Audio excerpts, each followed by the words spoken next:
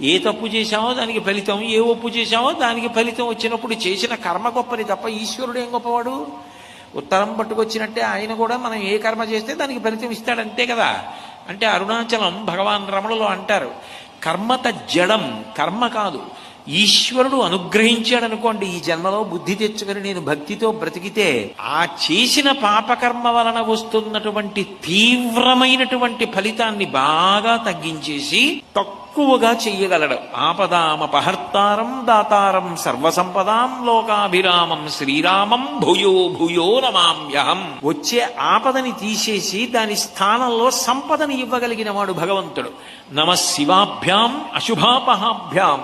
రావలసిన అశుభాన్ని తీసేసి శుభాన్ని అనుగ్రహించగలిగిన వాడు భగవంతుడు.